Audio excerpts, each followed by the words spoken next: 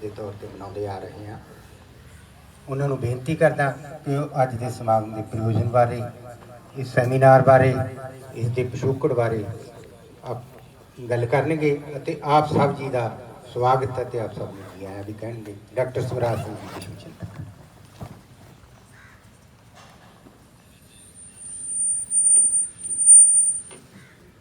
ਸਭ ਤੋਂ ਪਹਿਲਾਂ ਤਾਂ ਮੈਂ ਤੁਹਾਡਾ ਸਾਰਿਆਂ ਦਾ ਬਹੁਤ ਇੱਥੇ ਸਵਾਗਤ ਕਰਦਾ, ਧੰਨਵਾਦ ਕਰਦਾ ਵੀ ਇਹੋ ਜਿਹੇ ਮੌਸਮ ਦੇ ਵਿੱਚ ਵੀ ਤੁਸੀਂ ਦੂਰੋਂ ਨੇੜਿਓਂ, ਕਈ ਦੇਖੋ ਬਹੁਤ ਦੂਰੋਂ ਵੀ, ਕਈ ਬਹੁਤ ਬਹੁਤ ਦੂਰੋਂ ਵੀ, ਅੰਮ੍ਰਿਤਸਰ ਤੋਂ, ਔਰ ਇੰਨੀ ਸਵੇਰੇ ਸਵੇਰੇ ਤੁਰੇ ਹੋਏ ਆ ਵੀ 4-5 ਵਜੇ। ਤੋ ਇਹ ਇੱਕ ਕੁਦਰਤ ਨੇ ਵੀ, ਚਾਹੇ ਮੀਂਹ ਦੀ ਬੜੀ ਸੀਗੀ ਪ੍ਰੈਡਿਕਸ਼ਨ ਕਿ ਬਹੁਤ ਜ਼ੋਰਦਾਰ ਮੀਂਹ ਆਉਣਾ, ਪਰ ਅਸੀਂ ਫਿਰ ਵੀ ਕਿਹਾ, ਅਸੀਂ ਅੰਦਰ ਵੀ ਕੀਤਾ ਹੋਇਆ ਸੀਗਾ ਜੇ ਸਾਨੂੰ ਅੰਦਰ ਜਾਣਾ ਪਿਆ ਤੇ, ਪਰ ਅਸੀਂ ਚਾਹੁੰਦੇ ਇਹ ਸੀਗੇ ਕਿ ਇਹ ਅਸੀਂ ਇੱਕ ਜੇ ਗੈਰ ਰਸਮੀ ਖੁੱਲ੍ਹੇ ਮਾਹੌਲ 'ਚ ਕਰਨਾ ਚਾਹੁੰਦੇ ਹਾਂ ਤਾਂ ਇੱਥੇ ਹੋ ਜਾਵੇ, ਜਿੰਨਾ ਉਹ ਜ਼ਿਆਦਾ ਅੱਛਾ ਹੈਗਾ। ਚਲੋ ਕਾਫੀ ਹਿੱਸਾ ਸਾਡੇ ਸਮਾਗਮ ਦਾ ਇੱਥੇ ਹੋ ਗਿਆ, ਇਹ ਵੀ ਕੁਦਰਤ ਵੀ ਸਾਡੇ 'ਤੇ ਜਿਸ ਤਰ੍ਹਾਂ ਮਿਹਰਬਾਨ ਰਹੀ ਹੈ।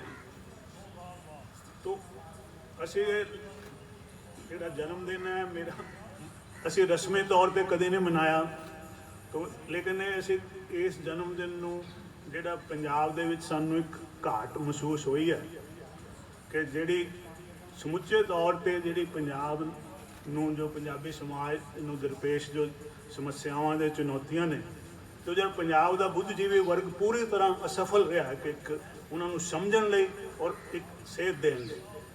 ਤੋ ਮੋਟੇ ਤੌਰ 'ਤੇ ਜਿਹੜੀਆਂ ਇਸ ਵੇਲੇ ਦੋ ਜਿਹੜੀਆਂ ਵੱਡੀਆਂ ਚੀਜ਼ਾਂ ਸੀ ਜਿੱਥੇ ਗੁਣਾਤਮਕ ਜਾਂ ਸਿਫਤੀ ਜਾਂ ਕੁਆਲੀਟੇਟਿਵ ਚੇਂਜ ਆਈ ਪੰਜਾਬ ਦੇ ਵਿੱਚ, ਉਹ ਸੀਗੀ ਹਰਾ ਇਨਕਲਾਬ, ਗ੍ਰੀਨ ਰੈਵੋਲੂਸ਼ਨ, ਔਰ ਦੂਸਰੀ ਹੈ ਕਿ ਪ੍ਰਵਾਸ ਜਿਹੜਾ, ਕਿ ਦੋਨਾਂ ਨੇ ਪੰਜਾਬੀ ਸਮਾਜ ਦੇ ਵਿੱਚ ਬਹੁਤ ਬੁਨਿਆਦੀ ਤਬਦੀਲੀਆਂ ਲਿਆਂਦੀਆਂ।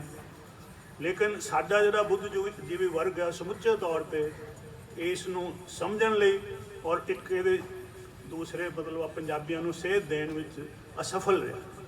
ਤੋ ਅਸੀਂ ਇਹ ਕਮੀ ਜਿਹੜੀ ਮਹਿਸੂਸ ਕੀਤੀ ਔਰ ਇਹ ਪੂਰੀ ਕਰਨ ਦਾ ਯਤਨ ਕੀਤਾ, ਤੇ ਉਹ ਚਲੋ ਮੇਰਾ ਜਨਮ ਦਿਨ ਚੁਣਿਆ ਗਿਆ ਕਿ ਅਸੀਂ ਹਰ ਸਾਲ ਕੋਈ ਨਾ ਕੋਈ ਜਿਹੜਾ ਪੰਜਾਬ ਨੂੰ ਦਰਪੇਸ਼ ਜਿਹੜਾ ਕੋਈ ਗੰਭੀਰ ਮਸਲਾ ਹੈ ਜਾਂ ਸਮੱਸਿਆ ਹੈ ਉਹਨੂੰ ਸੰਬੋਧਿਤ ਹੋਣ ਦਾ ਯਤਨ ਕਰੀਏ। ਤੋ ਉਸੇ ਲੜੀ ਦੇ ਵਿੱਚ ਜਿਹੜਾ ਹੈ ਐਤਕੀ ਅਸੀਂ ਜਿਹੜਾ ਹੈ ਪ੍ਰਵਾਸ ਦਾ ਜਿਹੜਾ ਹੈ, ਕਿਉਂਕਿ ਜੇ ਅਸੀਂ ਸਮਝੇ ਵੀ ਪੰਜਾਬ 'ਤੇ ਜਿਹੜੇ ਸਾਮਰਾਜੀ ਹਮਲੇ ਹੋਏ, ਜਿਹੜੇ ਉਹ 3 ਵੱਡੇ ਹਮਲੇ ਹੈ ਐਸ ਪਿਛਲੇ 50-60 ਸਾਲਾਂ ਦੇ ਜਾਂ 70 ਸਾਲਾਂ ਦੌਰਾਨ। ਪਹਿਲਾ ਜਿਹੜਾ ਪੰਜਾਬ ਦੀ ਜਿਹੜੀ ਵੰਡ ਹੈ, ਇਹ ਸਾਮਰਾਜੀ ਵੰਡ ਜਿਹੜਾ ਪੰਜਾਬ ਦਾ ਇੱਕ ਚੀਰ ਕੇ ਜਿਹੜੇ 2 ਟੁਕੜੇ ਕਰਕੇ ਜੋ ਪੰਜਾਬੀਆਂ ਨੇ ਜੋ ਦੁਖਾਂਤ ਹੰਡਾਇਆ, ਜੋ ਸੰਤਾਪ ਹੰਡਾਇਆ, ਉਹ ਕਿਸੇ ਤੋਂ ਛੁਪਿਆ। ਦੂਸਰੀ ਚੀਜ਼ ਹੈ ਹਰਾ ਇਨਕਲਾਬ ਆਇਆ, ਤਾਂ ਉਹਦੇ ਹਰੇ ਇਨਕਲਾਬ ਜਿਹੜਾ ਹੈ ਇਹ ਅਖੌਤੀ ਇਨਕਲਾਬ ਹੈ, ਕਿਉਂਕਿ ਇਨਕਲਾਬ ਨਹੀਂ ਆਇਆ ਬਲਕਿ ਜਿਹੜੀ ਪੰਜਾਬ ਦੀ ਜਿਹੜੀ ਅਮੀਰ ਕਿਸਾਨੀ ਸੀਗੀ ਉਹਦਾ ਅਮਰੀਕੀ ਸਾਮਰਾਜ ਨਾਲ ਗੱਠਜੋੜ ਹੋ ਗਿਆ ਔਰ ਉਹਨਾਂ ਨੇ ਮੁਕੰਮਲ ਤੌਰ 'ਤੇ ਪੰਜਾਬ 'ਤੇ ਕਬਜ਼ਾ ਕਰ ਲਿਆ। ਹਰ ਇਹਦੀ ਜਿਹੜੀ ਭਾਵੇਂ ਕੋਈ ਖੇਤਰ ਛੱਡਿਆ ਹੀ ਨਹੀਂ ਕਿ ਸਿਰਫ ਰਾਜਨੀਤਿਕ ਖੇਤਰ ਹੈ, ਸਮਾਜਿਕ ਹੈ, ਧਾਰਮਿਕ ਹੈ, ਅਕਾਦਮਿਕ ਹੈ, ਪੂਰੀ ਤਰ੍ਹਾਂ ਇਹ ਜਿਹੜੀ ਜਮਾਤ ਹੈ ਕਾਬਜ਼ ਹੈ। ਲੇਕਿਨ ਅਗਲਾ ਜਿਹੜਾ ਹਮਲਾ ਹੈ ਉਹ ਪ੍ਰਵਾਸ ਦਾ ਹੈ। ਹੁਣ ਇੱਥੇ ਜਿਹੜੀ ਗੱਲ ਹੈ ਕਿ ਪ੍ਰਵਾਸ ਜਿਹੜਾ ਹੈ ਉਹਨੂੰ ਅਸੀਂ ਸਮਝਣ ਦੀ ਲੋੜ ਹੈ ਕਿ ਪ੍ਰਵਾਸ ਪੰਜਾਬ 'ਚ 2 ਤਰ੍ਹਾਂ ਦਾ ਪ੍ਰਵਾਸ ਹੈ। ਪਹਿਲਾ ਜਿਹੜਾ ਦੌਰ ਹੈ ਪ੍ਰਵਾਸ ਦਾ ਉਹ 20ਵੀਂ ਸਦੀ ਦੇ ਸ਼ੁਰੂ ਦੇ ਵਿੱਚ ਹੀ ਸ਼ੁਰੂ ਹੋ ਚੁੱਕਾ ਹੈ। ਪਹਿਲੇ ਜਿਹੜੇ ਪ੍ਰਵਾਸੀ ਨੇ ਔਰ ਖਾਸ ਕਰਕੇ ਦੁਆਬਾ ਖੇਤਰ 'ਚੋਂ ਗਏ ਨੇ ਲੋਕ ਬਾਹਰ, ਔਰ ਉਹ ਜਿਹੜਾ ਸੀ ਉਹਨੂੰ ਅਸੀਂ ਕੁਦਰਤੀ ਪ੍ਰਵਾਸ ਕਹਿ ਸਕਦੇ ਹਾਂ, ਕਿਉਂਕਿ ਉਹਦਾ ਮੁੱਖ ਕਾਰਨ ਸੀ ਕਿ ਜਿਹੜੀ ਦੁਆਬੇ ਦੇ ਵਿੱਚ ਵਸੋਂ ਬਾਕੀ ਪੰਜਾਬ ਨਾਲੋਂ ਜ਼ਿਆਦਾ ਸੰਘਣੀ ਸੀ ਔਰ ਜ਼ਮੀਨ ਦੀ ਮਲਕੀਅਤ ਘੱਟ ਸੀਗੀ।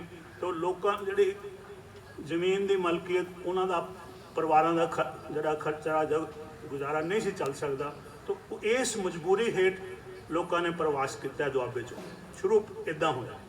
ਲੇਕਿਨ ਉਹ ਪ੍ਰਵਾਸੀ ਜਿਹੜੇ ਹੈ ਉਹ ਹੁਣ ਦੇ ਪ੍ਰਵਾਸੀਆਂ ਨਾਲੋਂ ਬਿਲਕੁਲ ਵੱਖਰੇ ਹੈ, ਉਹਨਾਂ ਦੀ ਭੂਮਿਕਾ ਵੀ ਵੱਖਰੀ ਹੈ। ਉਹ ਕਦੇ ਵੀ ਆਪਣੀ ਧਰਤੀ ਨਾਲੋਂ ਟੁੱਟੇ ਨਹੀਂ, ਕਦੀ ਆਪਣੇ ਪਰਿਵਾਰ ਨਾਲੋਂ ਟੁੱਟੇ ਨਹੀਂ, ਕਦੀ ਆਪਣੇ ਪਿੰਡਾਂ ਨਾਲੋਂ ਟੁੱਟੇ ਨਹੀਂ, ਇਲਾਕੇ ਨਾਲੋਂ ਟੁੱਟੇ ਨਹੀਂ, ਬਲਕਿ ਉਹਨਾਂ ਲੋਕਾਂ ਨੇ ਉੱਧਰੋਂ ਜਾ ਕੇ ਪੈਸੇ ਉੱਧਰ ਕਮਾਏ, ਲਿਆਂਦੇ ਇੱਧਰ, ਔਰ ਉਹਦੇ ਨਾਲ ਆਪਣੇ ਪਰਿਵਾਰ ਦੀ, ਆਪਣੇ ਇਲਾਕੇ ਦੀ ਜਿਹੜੀ ਹੈ ਬਿਹਤਰੀ ਕੀਤੀ। ਉਹਨਾਂ ਨੇ ਸਕੂਲ ਖੋਲ੍ਹੇ, ਉਹਨਾਂ ਨੇ ਕਾਲਜ ਬਣਵਾਏ, ਉਹਨਾਂ ਨੇ ਹਸਪਤਾਲ ਬਣਾਏ, ਹੋਰ ਕੁਛ ਨਹੀਂ ਤਾਂ ਗੁਰਦੁਆਰਾ ਸਾਹਿਬ ਦੀਆਂ ਇਮਾਰਤਾਂ ਦੇ ਨਾਲ ਕੋਈ ਗੁਰਦੁਆਰਾ ਸਾਹਿਬ ਕਮਰੇ ਬਣਵਾਤੇ। तो हर तरह उन्होंने पंजाब दे विच उन्हां दा योगदान है।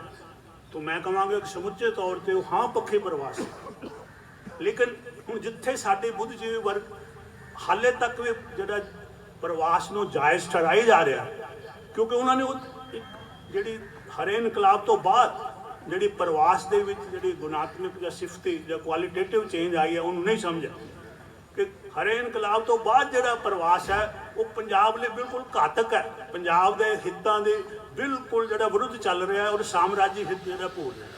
क्योंकि हुण जिहड़ा प्रवास के कारण बिल्कुल होर ने, जिहड़ा मुख्य कारण है प्रवास का कि अज जिहड़े साम्राजी देश है उन्हां च जिहड़ी फर्टिलिटी रेट है, जिहड़ा बच्चे पैदा करने की दर है वो घट गई है। तो उन्होंने जरूरत है, हुण साडी जरूरत नहीं, उन्होंने जरूरत है। तो इस करके वो एक गलत जिहड़ा प्रापेगंडा करी जा रहे हैं कि इस तरह क्या जरूरत उन्होंने है, जरूरत कनेडा की है। जिहड़ी कनेडा दे विच सब तो ज़्यादा इस वेले पंजाब दे जिहड़े नवे प्रवासी ने 70% कनेडा जा रहे हैं। सो मुख्य प्रवास कनेडा से हुण कनेडा दे पंजाब की आपां गल करते हैं तो कनेडा दे विच हर साल 1% घट्टो घट्ट जिहड़ी आबादी है वो उन्होंने बाहरों मंगानी पैंदी है, नहीं तो उन्होंने काम चल ही नहीं सकता। तो इस करके हुण क्या यह जा रहा है कि पंजाब की जिहड़ी लोड़ है कि, लेकिन जे पंजाब की लोड़ है तो पंजाब दे विच अज भी जिहड़ा है समुचे तौर पर पंजाब का जे एक बंदा बाहर जाता है कनेडा उसके साथ 3 बंदे जिहड़े पंजाब च आ रहे हैं घट्टो घट्ट। तो जे पंजाब की लोड़ है फिर पंजाब च लोग क्यों आ रहे हैं, आवास क्यों हो रहा पंजाब जे इत्थे रहन दी जगह साडी इन्नी मतलब मजबूरी है ਜਾਂ ਇੱਥੇ ਹੁਣ ਰਹਿਣ ਦੇ काबिल नहीं रहा, पंजाब लोगों को रोजगार देने के काबिल नहीं रहा। तो अज भी जिहड़ा पंजाब की आबादी लगातार वधी जा रही है। जे एक प्रवासी जाता है तो उसके साथ 2-3 आते हैं, तो जाहिर है कि कुछ ना कुछ हल पंजाब है। तो साडी लोड़ नहीं है, क्योंकि होर भी लोग इत्थे अज भी आ रहे हैं, लोड़ तो कनेडा की है। लेकिन ये इदां सानू दिखाया जा रहा कि जिवें जिहड़ा ये साडी लोड़ है। तो ये साडे बुद्धजीवियों का काम सी कि दस दे कि भाई हुण जिहड़ा प्रवास है हुण साडी नहीं उन्हां दी लोड़, लेकिन इदां नहीं होया। तो फिर जिहड़ियां प्रवास बारे दलीलां दित्तियां जांदियां ने, सब तो वड्डी दलील ये दित्ती जाती है कि जी पंजाब च हुण रोजगार नहीं, रोजगार के मौके इस करके साडे नौजवान जिहड़े ने वो पंजाब छड्ड के जा रहे। हुण मैं ये कहना कि तुसीं भी सियाणे हो कि असीं बचपन तो देखिया सी एक रोजगार, चलो मैं एक लैना रोजगार जिहड़ा कि जिहड़ा बैंकां दी नौकरी बड़ी अच्छी नौकरी समझ जाती रही है पंजाब दे विच। हुण किसी बैंक च जाके देखो तुसीं की हाल है। मेरा एक लैक्चर गुजरांवाले लुधियाना कॉलेज लुधियाना दे विच पंजाब एंड सिंध बैंक ने स्पॉन्सर कराया। उत्थों दे जिहड़े उन्हां दे सब तो वड्डे बैंक दे अफसर सीगे, वो बाद च कहंदे मैं भी कुछ कहना है। उन्होंने अपने सारे लुधियाना शहर पंजाब का सब तो वड्डा शहर, पंजाब का केंद्र, वो अपने सारे जो मुलाजमान का कैटालॉग लैके आए।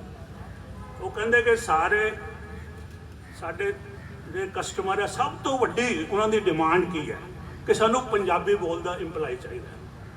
वो कहते आ वेखो मैं तुहाडे नाल 95% लुधियाने शहर पंजाब एंड सिंध बैंक के इंपलाई गैर पंजाबी है। तो हुण ये जिहड़ी दलील है कि जिहड़ी कि पंजाब च रोजगार ही नहीं बचा, तो गैर पंजाबी आके जिहड़ियां वधिया नौकरियां से वो लै रहे हैं। जे आपां IAS अफसर देखते हैं पंजाब के, तुसीं देख लो किद्दां चेंज हो जाए कि पंजाबी घटी जा रहे, गैर पंजाबी आई जा रहे। रेलवे देख लो कोई। अच्छा होर एक गल कि मेरा फतेहगढ़ साहब यूनिवर्सिटी एक लैक्चर सीगा मेरे तो बाद, उत्थों एक उन्होंने आए एक माहर, उन्होंने कहा भी नौजवानों लिए आर्मी दे विच एयरफोर्स नेवी दे विच की जिहड़ियां हैगियां ने नौकरियां उपलब्ध ने अवेलेबल। वो कहते कि कोई भी मुंडा या लड़की को सुनने भी तैयार नहीं। तुसीं तां कहंदे पंजाब च कोई नौकरी नहीं मिलती, वो कहंदे साडे कोल इन्नी अच्छियां पोजीशनां ने, लेकिन कोई उन्होंने गल नहीं सुनदा। यही चीज़ मेरा पंजाब यूनिवर्सिटी चंडीगढ़ च एक लैक्चर से, उत्थे उन्होंने एक रोजगार मेला लाया। उन्होंने बिल्कुल यही कंप्लेंट की कोई भी बच्चा रोजगार मेले च नहीं आया। वो कहते सानू तो सिर्फ बाहर जान रुचि है। तो हुण कौन सच बोल रहा है, सच्चाई की है? ਇਹ ਤੁਸੀਂ ਇਹਦਾ ਫੈਸਲਾ ਹੁਣ ਆਪ ਕਰੋ।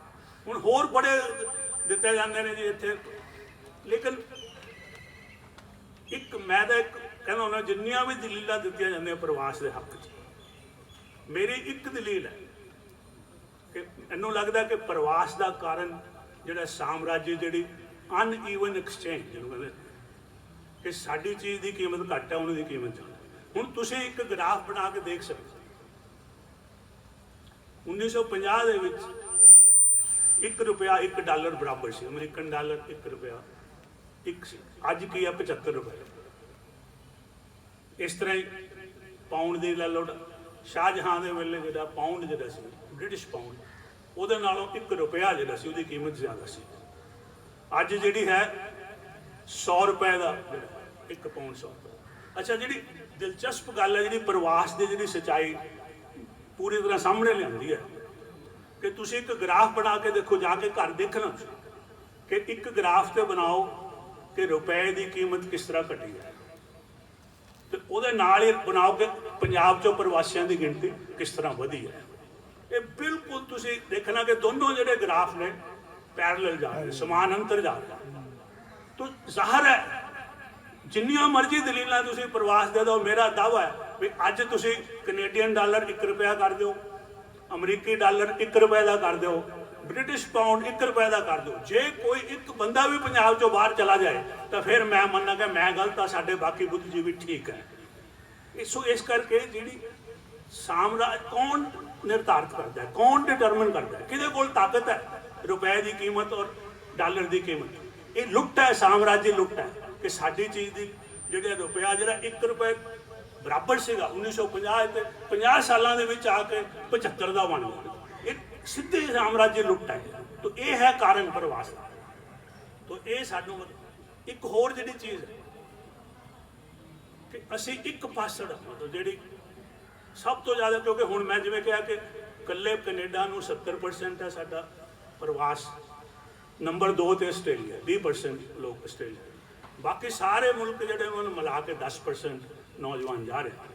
ਤਾਂ ਚਲੋ ਮੁੱਖ ਤੌਰ ਤੇ ਜੇ ਆਪਾਂ ਕਹੀਏ ਤਾਂ ਕੈਨੇਡਾ ਵਰਸਸ ਪੰਜਾਬ।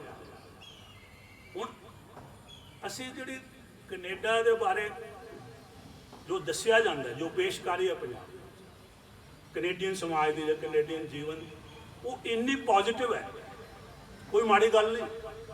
ਜ਼ਾਹਰ ਹੈ ਕਿ ਹਰ ਇੱਕ ਸਮਾਜ ਦੇ ਵਿੱਚ ਕੋਈ ਚੰਗੀਆਂ ਚੀਜ਼ਾਂ ਨੇ, ਕੋਈ ਤਾਂ ਮੈਂ ਨਹੀਂ ਕਹਿੰਦਾ ਕਿ ਉੱਥੇ ਕੋਈ ਚੰਗੀ ਚੀਜ਼ ਹੈ ਨਹੀਂ, ਲੇਕਿਨ ਜਦੋਂ ਅਸੀਂ ਸਿਰਫ ਚੰਗੀਆਂ ਹੀ ਚੀਜ਼ਾਂ ਦੱਸਦੇ ਤਾਂ ਇੱਕ ਮਾੜੀ ਚੀਜ਼ ਦੇ ਉੱਪਰ ਜਿਹੜਾ ਹੈ ਉਹ ਟੇਪ ਲਾਇਆ ਤੁਹਾਡੇ ਬੁੱਲਾਂ ਦੇ ਵੀ, ਤੁਸੀਂ ਕੈਨੇਡਾ ਬਾਰੇ ਕੋਈ ਮਾੜੀ ਗੱਲ ਕਰ ਹੀ ਨਹੀਂ ਸਕਦੇ। ਤਾਂ ਜਿਹੜਾ ਫਿਰ ਸਾਡੇ ਬੱਚਿਆਂ ਨੇ ਜਾਂ ਜਿਹਨੇ ਵੀ ਪ੍ਰਵਾਸ ਕਰਨਾ ਹੈ, ਉਹਨਾਂ ਦੀ ਜਿਹੜਾ ਫੈਸਲਾ ਹੈ ਪ੍ਰਵਾਸ ਦਾ, ਉਹ ਕਦੀ ਵੀ ਜਿਹੜਾ ਹੈ ਸੰਤੁਲਿਤ ਨਹੀਂ ਹੋ ਸਕਦਾ। ਜਿਨ੍ਹਾਂ ਨੇ ਜਦੋਂ ਵੀ ਤੁਸੀਂ ਜਦ ਦੋਨੋਂ ਚੀਜ਼ ਦੇ ਪੱਖ ਨੇ, ਇੱਕ ਹਾਂ ਪੱਖੀ ਹੈ ਕਿ ਨਾ ਪੱਖੀ ਹੈ, ਤਾਂ ਸਾਨੂੰ ਜਦੋਂ ਸੰਤੁਲਿਤ ਪਹੁੰਚ ਜਿਹੜੀ ਹੈ ਕਿ ਕੈਨੇਡੀਅਨ ਸਮਾਜ ਦੇ ਹਾਂ ਪੱਖੀ ਕੀ ਹੈ, ਨਾ ਪੱਖੀ ਕੀ ਹੈ। ਹੁਣ ਕਦੀ ਵੀ ਮੈਂ ਦੇਖਿਆ ਹੀ ਨਹੀਂ ਕਿ ਨਾ ਪੱਖੀ ਜਿਹੜੇ ਪੱਖ ਨੇ ਪ੍ਰਵਾਸ ਦੇ ਕਦੀ ਦੱਸੇ ਜਾਣ। ਕਿਉਂ? ਕਿਉਂਕਿ ਤੁਸੀਂ ਆਏ ਕਿਤੇ ਵੀ ਪੰਜਾਬ ਚਲੇ ਜਾਓ, ਮੇਰਾ ਦਾਅਵਾ ਹੈ ਕਿਤੇ ਕਿਸੇ ਵੱਡੇ ਹਾਈਵੇ ਤੇ ਚਲੇ ਜਾਓ, ਛੋਟੀਆਂ ਸੜਕਾਂ ਚਲੇ ਜਾਓ, ਪਿੰਡ ਚਲੇ ਜਾਓ, ਹਰ ਥਾਂ ਤੇ ਆਈਲੈਟਸ, ਕੈਨੇਡਾ ਆਸਟ੍ਰੇਲੀਆ, ਕੈਨੇਡਾ। ਇੱਕ ਮਾਨਸਿਕਤਾ ਇਹ ਜਿਹੀ ਹੈ ਕਿ ਸਾਨੂੰ ਮਤਲਬ ਹਰ ਵਕਤ ਇਹੀ ਹੈ ਕਿ ਤੁਹਾਡਾ ਨੌਜਵਾਨ ਵੀ, ਹੁਣ ਹਰ ਇੱਕ ਬੱਚਾ ਇਹੀ ਸੋਚਦਾ ਇੱਥੇ ਕਿ 10+2 ਕੀਤੀ ਫਿਰ ਆਈਲੈਟਸ। ਅਸੀਂ ਹੁਣ ਬਿਹਾਰ 'ਚ ਗਏ, ਪਟਨਾ ਸ਼ਹਿਰ ਪੰਜਾਬ ਦੇ ਕਿਸੇ ਸ਼ਹਿਰ ਨਾਲੋਂ ਵੱਡਾ ਹੈ। ਸਾਰੇ ਪਟਨੇ ਦੇ ਵਿੱਚ ਅਸੀਂ, ਔਰ ਪਟਨੇ ਦੇ ਨਾਲ ਲੱਗਦੇ ਸਾਰੇ ਇਲਾਕੇ ਅਸੀਂ ਸਾਰੇ ਉੱਥੇ ਗੁਰਦੁਆਰਾ ਸਾਹਿਬ ਔਰ ਹੋਰ ਜਿਹੜੀਆਂ ਅੱਛੀਆਂ ਚੀਜ਼ਾਂ ਸੀ ਉਹਨਾਂ ਦੇ ਦਰਸ਼ਨ ਕੀਤੇ। ਔਰ ਤੁਹਾਨੂੰ ਹੈਰਾਨੀ ਹੋਏਗੀ ਕਿ ਜਿਹੜਾ ਸਾਰੇ ਪੰਜਾਬ ਦੇ ਸ਼ਹਿਰਾਂ ਨਾਲੋਂ ਵੱਡਾ ਸ਼ਹਿਰ ਹੈ ਪਟਨਾ, ਉੱਥੇ ਇੱਕ ਵੀ ਆਈਲੈਟਸ ਦਾ ਸਾਈਨ ਨਹੀਂ ਦੇਖਿਆ ਸੀ। ਉੱਥੇ ਕੀ ਸਾਈਨ ਹੈ? ਉੱਥੇ ਹਰ ਥਾਂ ਸਾਈਨ ਹੈ ਕਿ ਸਾਡੀ ਇੰਸਟੀਟਿਊਸ਼ਨ ਸਾਰਿਆਂ ਤੋਂ ਜ਼ਿਆਦਾ ਹਿੰਦੁਸਤਾਨ ਦੇ ਵਿੱਚ IAS ਅਫਸਰ ਪੈਦਾ ਕੀਤੇ। ਸਾਡੀ ਇੰਸਟੀਟਿਊਸ਼ਨ ਦਾਖਲਾ ਲਓ, ਸਭ ਤੋਂ ਜ਼ਿਆਦਾ ਹਿੰਦੁਸਤਾਨ 'ਚ। ਉਸ ਤੋਂ ਬਾਅਦ ਅਸੀਂ ਜੈਪੁਰ ਗਏ। ਜੈਪੁਰ ਵੀ ਪੰਜਾਬ ਦੇ ਸਾਰੇ ਸ਼ਹਿਰਾਂ ਨਾਲੋਂ ਵੱਡਾ ਸ਼ਹਿਰ ਹੈ। ਉਹੀ ਹਾਲਤ ਬਿਲਕੁਲ। ਇੱਕ ਵੀ ਆਈਲੈਟਸ ਦਾ ਸੈਂਟਰ ਕੋਈ ਕਿਤੇ। ਹੁਣ ਜਿਸ ਹੋਟਲ 'ਚ ਅਸੀਂ ਠਹਿਰੇ ਸੀ, ਅਸੀਂ ਇਕੱਲੇ ਹਿੰਦੁਸਤਾਨੀ ਸੀ। ਜੈਪੁਰ ਦਾ ਜਿਹੜੇ ਆ ਜਿੰਨੇ 5 ਸਟਾਰ ਹੋਟਲ ਨੇ ਉਹ ਸਾਰੇ ਪੰਜਾਬ ਦੇ ਮਿਲਾ ਕੇ ਵੀ ਇਕੱਲੇ ਜੈਪੁਰ 'ਚ ਉਸ ਨਾਲ ਜ਼ਿਆਦਾ। ਔਰ ਜੈਪੁਰ ਦਾ ਇੰਨਾ ਬਾਹਰਲੇ ਦੇਸ਼ਾਂ ਨਾਲ ਇੰਟਰੈਕਸ਼ਨ ਹੈ ਕਿ ਅਸੀਂ ਹਰ ਥਾਂ 'ਤੇ ਦੇਖਿਆ ਜਾਂਦਾ ਹੈ, ਅਸੀਂ ਅਕਸਰ ਇਹ ਦੇਖਿਆ ਕਿ ਜਿੱਥੇ ਅਸੀਂ ਜਾਂਦੇ ਹਾਂ ਚੰਗੇ ਹੋਟਲਾਂ 'ਚ, ਜਿਹੜੇ ਯੂਰਪੀਅਨ ਨੇ ਜਾਂ ਅਮਰੀਕਨ ਨੇ, ਗੋਰੇ ਲੋਕਾਂ ਨੂੰ ਸਾਡੇ ਲੋਕ ਪ੍ਰੈਫਰ ਕਰਦੇ। ਅਸੀਂ ਸਾਡੇ ਨਾਲ ਆਪਣੇ ਦੇਸ਼ 'ਚ ਜਿਹੜਾ ਹੈ ਤੁਹਾਨੂੰ ਮਹਿਸੂਸ ਹੁੰਦਾ ਕਿ ਤੁਹਾਡੇ ਨਾਲੋਂ ਉਹਨਾਂ ਨੂੰ ਚੰਗਾ ਸਲੂਕ ਕੀਤਾ ਜਾਂਦਾ। ਲੇਕਿਨ ਜੈਪੁਰ 'ਚ ਸਾਨੂੰ ਹੈਰਾਨੀ ਹੋਈ ਕਿ ਅਸੀਂ ਦੋਨੋਂ, ਮੈਂ ਤਾਂ ਮੇਰੀ ਵਾਈਫ ਤੇ ਮੇਰੀ ਲੜਕੀ ਸੀ, ਵੀ ਸਾਨੂੰ ਹੀ ਭਾਰਤੀ ਹੋਣ ਕਰਕੇ ਸਾਨੂੰ ਜ਼ਿਆਦਾ ਮਤਲਬ ਉਹਨਾਂ ਨੇ ਚੰਗਾ ਟ੍ਰੀਟ ਕੀਤਾ, ਕਿਉਂਕਿ ਹੈ ਜਿਹੜੀ ਚੀਜ਼ ਦੀ ਕਮੀ ਹੋਵੇ ਕਿਤੇ ਵੀ ਅਸੀਂ ਇਕੱਲੇ ਹੀ ਸੀਗੇ। ਤਾਂ ਕਹਿਣ ਦਾ ਭਾਵ ਹੈ ਕਿ ਉੱਥੇ ਸਾਰੇ ਜੈਪੁਰ ਦਾ ਸਾਰੇ ਦੁਨੀਆ ਨਾਲ ਤਲਕ ਹੈ, ਲੇਕਿਨ ਫਿਰ ਵੀ ਉੱਥੇ ਲੋਕਾਂ ਨੂੰ ਬਾਹਰ ਜਾਣ ਦੀ ਕੋਈ ਆਈਲੈਟ ਨਹੀਂ ਹੈ। ਤਾਂ ਇਹਦਾ ਮਤਲਬ ਕੋਈ ਸਾਜ਼ਿਸ਼ ਹੈ ਜਿਹਦੇ ਨਾਲ ਸਾਰੇ 2% ਪੰਜਾਬ ਹੈ, ਪੰਜਾਬੀ ਪਾਪੂਲੇਸ਼ਨ ਵੱਸੋ 2%। ਤੇ ਆਈਲੈਟ ਸਾਡੇ ਜਿਹੜੇ ਸੈਂਟਰ ਨੇ ਸਾਰਾ ਹਿੰਦੁਸਤਾਨ ਮਿਲਾ ਕੇ ਉਹਦੇ ਨਾਲੋਂ ਜ਼ਿਆਦਾ ਤਾਂ ਕੁਛ ਇਹ ਗੱਲ ਬਣਦੀ ਨਹੀਂ। ਜਿਹੜੀ ਵੀ ਦਲੀਲ ਨਾਲ ਅਸੀਂ ਦਿੰਦੇ ਹਾਂ ਤਾਂ ਹਰ ਇੱਕ ਦਲੀਲ ਸਾਡੀ ਜਿਹੜੀ ਗਲਤ ਹੈ। ਅੱਛਾ, ਫਿਰ ਜਿਹੜਾ ਅਸੀਂ ਦਲੀਲ ਦਿੰਦੇ ਹਾਂ ਜੀ ਕਿ ਕਿਸਾਨੀ ਦਾ ਹੈ, ਚਲੋ ਮੰਨ ਲਿਆ। ਹੁਣ ਉਹਦੇ 'ਚ ਵੀ ਜਿਹੜਾ ਸਾਡੀ ਕਿਸਾਨ ਜਿਹੜਾ ਅਸੀਂ ਦੇਖਦੇ ਹਾਂ, ਤੇ ਇੱਕ ਪੰਜਾਬੀ ਯੂਨੀਵਰਸਿਟੀ ਨੇ ਜਿਹੜੀ ਸਰਵੇਖਣ ਕਰਾਇਆ ਉਹਦਾ 'ਚ ਉਹਨਾਂ ਨੇ ਕਹਿਤਾ ਜੀ ਇੱਕ ਜਨਰਲ ਕੈਟਾਗਰੀ ਹੈ, ਇੱਕ ਦਲਿਤ ਕੈਟਾਗਰੀ। ਉਹ ਕਹਿੰਦਾ ਜਨਰਲ ਕੈਟਾਗਰੀ ਸਾਰੇ ਜਾ ਰਹੇ। ਮੈਂ ਕਿਹਾ ਇਹਦਾ ਇਹ ਕਿੰਨੀ ਯੂਜ਼ਲੈਸ ਸਟੱਡੀ ਹੈ, ਇਹਦਾ ਮਤਲਬ ਕੀ ਹੈ? ਮੈਂ ਕਿਹਾ ਮੈਂ ਤਾਂ ਨਹੀਂ ਕਦੀ ਪੰਜਾਬ 'ਚ ਕੋਈ ਦੇਖਿਆ ਕੋਈ ਬੰਦਾ ਕਿਹਾ ਮੈਂ ਜਨਰਲ ਕੈਟਾਗਰੀ ਦਾ, ਕਦੀ ਸੁਣਿਆ ਹੀ ਨਹੀਂ। ਲੋਕ ਜਾ ਕਹਿੰਦੇ ਮੈਂ ਜੱਟ ਹਾਂ, ਮੈਂ ਬਾਹਮਣ ਹਾਂ, ਜਾਂ ਖੱਤਰੀ ਹਾਂ, ਜਾਂ ਜੋ ਵੀ ਹੈ। ਮੈਂ ਇਹ ਨਹੀਂ ਸੁਣਿਆ ਕੋਈ ਜਨਰਲ ਕੈਟਾਗਰੀ ਕੀ ਹੁੰਦੀ ਹੈ। ਮੈਂ ਕਿਹਾ ਜੇ ਤੁਸੀਂ ਜਾਂ ਤਾਂ ਜਾਤ ਦੀ ਗੱਲ ਹੀ ਨਾ ਕਰੋ, ਜਾਂ ਫਿਰ ਜਾਤ ਦੀ ਦੱਸੋ ਕਿ ਜਨਰਲ ਕੈਟਾਗਰੀ 'ਚ ਕਿੰਨੇ ਜੱਟ ਸੀ, ਕਿੰਨੇ ਖੱਤਰੀ ਸੀ, ਕਿੰਨੇ ਬਾਹਮਣ ਸੀ, ਕਿੰਨੇ ਸਾਰੇ ਦੱਸੋ। ਉਹ ਮੈਂ ਕਿਹਾ ਮੇਰਾ ਦਾਅਵਾ ਹੈ ਕਿ 90% ਤੋਂ ਜ਼ਿਆਦਾ ਜੱਟ ਜਾ ਰਿਹਾ। ਮੈਂ ਕਿਹਾ ਮੇਰੀ ਆਬਜ਼ਰਵੇਸ਼ਨ ਹੈ ਪੰਜਾਬ ਦੇ। ਉਹ ਇੱਕ ਦੁਬਾਰਾ ਬੜੇ ਸੁਹਿਰਦ ਹੈ ਸਰਦਾਰ ਗਿਆਨ ਸਿੰਘ ਜੀ, ਬਹੁਤ ਵਧੀਆ ਬੰਦੇ ਨੇ ਯੂਨੀਵਰਸਿਟੀ 'ਚ। ਉਹਨਾਂ ਨੇ ਦੁਬਾਰਾ ਇੱਕ ਸਰਵੇਖਣ ਕੀਤਾ ਔਰ ਉਹਦੇ 'ਚ ਉਹਨਾਂ ਨੇ ਜਨਰਲ ਕੈਟਾਗਰੀ ਨਹੀਂ ਕਹੀ। ਉਹਨਾਂ ਨੇ ਜੋ ਪੰਜਾਬ ਦੇ ਵਿੱਚ ਹੈ ਵੀ ਜਾਤ ਦੇ ਨਾਂ ਤੇ ਉਹਨਾਂ ਨੇ ਇੱਕ ਪਟਿਆਲੇ ਦੇ ਜ਼ਿਲ੍ਹੇ ਦਾ ਪਿੰਡ ਹੀ ਜਿਹੜਾ ਚੁਣਿਆ। ਤੁਸੀਂ ਹੈਰਾਨ ਹੋ ਜਾਓਗੇ ਜਿਹੜੇ ਉਹਦੇ ਨਤੀਜੇ। 97% ਜਿਹੜੇ ਲੋਕ ਗਏ ਆ ਉਹ ਜੱਟ ਹੈ, 97%। ਹੁਣ ਸਾਡੇ ਬੁੱਧੀਜੀਵੀ ਵਰਗ ਕਿਉਂ ਨਹੀਂ? ਜੇ ਇਹ ਕੀ ਗੱਲ ਹੈ, ਇਹ ਵੀ ਸਾਨੂੰ ਸੋਚਣਾ ਬਣਦਾ ਵੀ ਜਿਹੜੀਆਂ ਵੀ ਸਾਡੀਆਂ ਧਾਰਨਾਵਾਂ ਨੇ ਜੋ ਸਾਡੇ ਬੁੱਧੀਜੀਵੀਆਂ ਦੇ ਪ੍ਰਵਾਸ ਬਾਰੇ, ਉਹ ਸਾਰੀਆਂ ਹੀ ਗਲਤ ਨੇ। ਤੇ ਇਹ ਕੀ ਗੱਲ ਹੈ? ਸਾਰੇ ਕਿਸਾਨ ਪੰਜਾਬ ਦੇ ਜੱਟ ਨੇ, ਹੋਰ ਵੀ ਜਿਹੜੀਆਂ ਗੈਰ ਜੱਟ ਜਿਹੜੀਆਂ ਕਮਿਊਨਿਟੀ ਨੇ, ਕੰਬੋਜ ਨੇ, ਸੈਣੀ ਨੇ, ਰਾਜ ਸਿੱਖ ਨੇ, ਲੁਬਾਣੇ ਨੇ। ਫਿਰ ਜੇ ਕਿਸਾਨਾਂ ਦਾ ਮਸਲਾ ਹੈ ਤਾਂ ਫਿਰ ਸਾਰਿਆਂ ਦੇ ਬਰਾਬਰ ਹੋਣਾ ਚਾਹੀਦਾ। ਫਿਰ ਜੱਟਾਂ ਦੇ ਕੀ ਹੈ, ਜੱਟ ਹੀ ਕਿਉਂ ਜਾ ਰਹੇ? ਤਾਂ ਇਹਦਾ ਮਤਲਬ ਪ੍ਰਵਾਸ ਦੇ ਜਿਹੜੇ ਕਾਰਨ ਸਾਨੂੰ ਡੂੰਘਾਈ ਨਾਲ ਸਮਝਣ ਦੀ ਲੋੜ ਹੈ। ਜੋ ਵੀ ਸਾਡੀਆਂ ਧਾਰਨਾਵਾਂ ਬਣ ਚੁੱਕੀਆਂ ਨੇ ਉਹ ਤੱਥਾਂ ਤੇ ਆਧਾਰਿਤ ਨਹੀਂ ਹੈ। ਤਾਂ ਹੁਣ ਅਗਲੀ ਗੱਲ ਹੈ ਕਿ ਪ੍ਰਵਾਸ ਦਾ ਜਿਹੜਾ ਫਾਇਦਾ ਕਿਹਨੂੰ? ਆਪਾਂ ਹੁਣ ਕੈਨੇਡਾ ਤੇ ਪੰਜਾਬ ਦੀ ਗੱਲ ਕਰ ਰਹੇ ਹਾਂ, ਕਿਉਂਕਿ ਜਿਵੇਂ ਕਿਹਾ ਬਾਰ-ਬਾਰ ਵੀ 70% ਤੋਂ ਜ਼ਿਆਦਾ ਤਾਂ ਉੱਥੇ ਮੁੱਖ ਤੌਰ ਤੇ ਕੈਨੇਡਾ ਦੇ। ਹੁਣ ਪ੍ਰਵਾਸ 'ਚ ਉਹਨਾਂ ਨੂੰ ਕੀ ਮਿਲ ਰਿਹਾ, ਸਾਨੂੰ ਕੀ ਮਿਲ ਰਿਹਾ? ਹੁਣ ਇੱਕ ਅੰਦਾਜ਼ਾ ਜਿਹੜਾ ਲਾਇਆ ਕਿ ਸਾਡੇ 2.5 ਲੱਖ ਵਿਦਿਆਰਥੀ ਜਿਹੜੇ ਨੇ ਇਸ ਵੇਲੇ ਜਿਹੜੇ ਨੇ ਉਹ ਕੈਨੇਡਾ ਦੇ ਵਿੱਚ ਪੜ੍ਹ ਰਹੇ ਨੇ। ਹੁਣ ਇਹ 2.5 ਲੱਖ ਜਿਹੜੇ ਨੇ ਜਿੰਨੀ ਫੀਸ ਦੇ ਰਹੇ ਨੇ। ਅੱਛਾ, ਇੱਕ ਤੁਹਾਡੀ ਜਾਣਕਾਰੀ ਲਈ ਕਿ ਕੈਨੇਡਾ ਦੇ ਵਿੱਚ ਜਿਹੜੇ ਸਾਡੇ ਸਟੂਡੈਂਟ ਨੇ ਇਹਨਾਂ ਤੋਂ 3 ਗੁਣਾ ਜ਼ਿਆਦਾ ਫੀਸ ਲਈ ਜਾਂਦੀ ਕੈਨੇਡੀਅਨ ਸਟੂਡੈਂਟ। ਔਰ ਉਹਦੇ ਬਦਲੇ ਦੇ ਵਿੱਚ ਜਿਹੜੀਆਂ ਕੈਨੇਡਾ ਦੇ ਸਭ ਤੋਂ ਜਿਹੜੀਆਂ ਘਟੀਆ ਜਿਹੜੀਆਂ ਯੂਨੀਵਰਸਿਟੀਆਂ ਨੇ, ਔਰ ਬਹੁਤ ਸਾਰੇ ਜਿਨ੍ਹਾਂ ਦੀ ਯੂਨੀਵਰਸਿਟੀ ਹੈ ਹੀ ਨਹੀਂ, ਜਿਹੜੇ ਸਾਡੇ ਬੱਚੇ ਜਾ ਰਹੇ ਨੇ ਉਹ ਯੂਨੀਵਰਸਿਟੀਆਂ ਜਾ ਰਹੇ ਨੇ। ਕਈ ਯੂਨੀਵਰਸਿਟੀਆਂ ਜਿਹੜੀਆਂ ਉਹ ਸਿਰਫ ਕਾਗਜ਼ਾਂ ਦੇ ਵਿੱਚ ਨੇ। ਇੱਕ ਕਮਰਾ ਉਹਨਾਂ ਨੇ ਲਿਆ ਹੁੰਦਾ, ਉਹਦਾ ਠੱਪਾ ਲਾਇਆ। ਉਹਨਾਂ ਨੂੰ ਪਤਾ ਹੈ ਕਿ ਇਹ ਕੋਈ ਪੜ੍ਹਨ ਤੱਕ ਆਏ, ਕਿਉਂਕਿ ਇਹ ਵੀ ਉਹਨਾਂ ਨੇ ਸਟੱਡੀ, ਮੈਂ ਗਿਆਨ ਸਿੰਘ ਜੀ ਉਹਨਾਂ ਨੂੰ ਕਿਹਾ ਕਿ ਇੱਕ ਵੀ ਸਟੱਡੀ ਇਹ ਵੀ ਹੋਣੀ ਚਾਹੀਦੀ ਹੈ ਵੀ ਜਿੰਨੇ ਲੋਕ ਸਾਡੇ ਕਹਿੰਦੇ ਜੀ ਪੜ੍ਹਨ ਜਾ ਰਹੇ ਨੇ, ਕਿੰਨੇ ਸੱਚੀ ਮੁੱਚੀ ਪੜ੍ਹਦੇ ਨੇ। ਤਾਂ ਸਾਡਾ ਦਾਅਵਾ ਹੈ ਕਿ ਕੈਨੇਡਾ ਜਾਣ ਵਾਲੇ 95% ਯੂਨੀਵਰਸਿਟੀ ਦੀ ਕੋਈ ਪੜ੍ਹਾਈ ਨਹੀਂ ਕਰਦੇ, ਜੇ ਕਰਦੇ ਵੀ ਆ ਤੇ ਲੇਕਿਨ ਜਿਹੜਾ ਕੰਮ ਉਹਨਾਂ ਨੇ ਕਰਨਾ ਹੈ। ਔਰ ਕੈਨੇਡੀਅਨ ਸਰਕਾਰ ਨੇ ਕਿਹਾ ਹੈ ਕਿ ਆਪਣੇ ਨਾਗਰਿਕਾਂ ਨੂੰ ਉਹਨਾਂ ਨੇ ਆਸ਼ਵਾਸਨ ਦਵਾਇਆ, ਅਸ਼ੋਰੈਂਸ ਦਵਾਈ ਹੈ ਕਿ ਇਹਨਾਂ ਲੋਕਾਂ ਨੂੰ ਅਸੀਂ ਉਹ ਕੰਮਾਂ ਲਈ ਲਿਆ ਰਹੇ ਹਾਂ ਜਿਹੜੇ ਤੁਸੀਂ ਨਹੀਂ ਕਰਨਾ ਚਾਹੁੰਦੇ। ਹੁਣ ਤੁਸੀਂ ਕੀ ਸੋਚਦੇ ਵੀ ਸਭ ਤੋਂ ਜਿਹੜਾ ਕਿਹੜਾ ਕੰਮ ਹੈ ਕੈਨੇਡਾ 'ਚ ਜਿਹੜਾ ਕੈਨੇਡੀਅਨ ਨਹੀਂ ਕਰਨਾ ਚਾਹੁੰਦੇ, ਜਾਂ ਅਮਰੀਕਾ ਦੇ ਵਿੱਚ ਵੀ ਉਹੀ ਚੀਜ਼, ਟਰੱਕ ਡਰਾਈਵ ਕਰਨਾ। ਇੰਨੀਆਂ ਟਰੱਕਿੰਗ ਕੰਪਨੀਆਂ ਕੈਨੇਡਾ ਦੀਆਂ ਨੇ ਜ਼ੋਰ ਲਾ ਲਿਆ, ਇੰਨੇ ਉਹਨਾਂ ਨੇ ਸਹੂਲਤਾਂ ਦੇ ਦਿੱਤੀਆਂ, ਇੰਨੇ ਪੈਸੇ ਦਿੱਤੇ, ਉਹਦੇ ਬਾਵਜੂਦ ਉਹਨਾਂ ਨੂੰ ਕੋਈ ਟਰੱਕ ਡਰਾਈਵਰ ਨਹੀਂ ਮਿਲਿਆ। ਸਭ ਤੋਂ ਵੱਡਾ ਜਿਹੜਾ ਸਾਡੇ ਯੂਨੀਵਰਸਿਟੀ ਪੜ੍ਹਨ ਜਾ ਰਹੇ ਨੇ ਉਹਨਾਂ ਦੇ ਲਈ ਪੇਸ਼ਾ ਜਿਹੜਾ ਹੈ ਉਹ ਟਰੱਕ ਡਰਾਈਵਰ। ਇਸ ਤਰ੍ਹਾਂ ਹੀ ਅਮਰੀਕਾ 'ਚ ਇੱਕ ਸਰਵੇਖਣ ਹੈ ਕਿ ਅਮਰੀਕਨ ਲੋਕ ਕਿਸ ਪ੍ਰੋਫੈਸ਼ਨ ਨੂੰ ਸਭ ਤੋਂ ਘਟੀਆ ਸਮਝਦੇ, ਤੇ ਤੁਸੀਂ ਇੱਥੇ ਵੀ ਅੰਦਾਜ਼ਾ ਕਿਹਨੂੰ। ਲੇਕਿਨ ਅੱਜ 30,000 ਤੋਂ ਵੱਧ ਪੰਜਾਬ, ਮਤਲਬ ਜਿਹੜੇ ਪੰਜਾਬੀ ਜਾਂ ਖਾਸ ਕਰਕੇ ਸਿੱਖ ਜਿਹੜੇ ਨੇ ਉਹ ਅਮਰੀਕਾ 'ਚ ਟਰੱਕ ਚਲਾਉਂਦੇ। ਭਵਿੱਖਬਾਣੀ ਅਮਰੀਕਾ ਦੀ ਹੈ ਕਿ 10 ਲੱਖ ਉੱਥੇ ਟਰੱਕ ਡਰਾਈਵਰ ਨੇ, 1 ਮਿਲੀਅਨ। ਉਹਨਾਂ ਨੇ ਕਿਹਾ ਕਿ ਸਾਰੇ ਦੇ ਸਾਰੇ ਇਹ ਸਿੱਖਾਂ ਦਾ ਹੀ ਪ੍ਰੋਫੈਸ਼ਨ ਹੋ ਜਾਣਾ, ਹੋਰ ਤਾਂ ਕੋਈ ਬਣਨਾ ਹੀ ਨਹੀਂ ਚਾਹੁੰਦਾ। ਇਹ ਤੋਂ ਕਹਿਣ ਦਾ ਭਾਵ ਹੈ ਕਿ ਇਹ ਜਿਹੜਾ ਸਾਨੂੰ ਇਹ ਦੱਸਿਆ ਜਾ ਰਿਹਾ ਕਿ ਸਾਡੇ ਬੱਚੇ ਉਚੇਰੀ ਪੜ੍ਹਾਈ ਲਈ ਜਾ ਰਹੇ ਆ।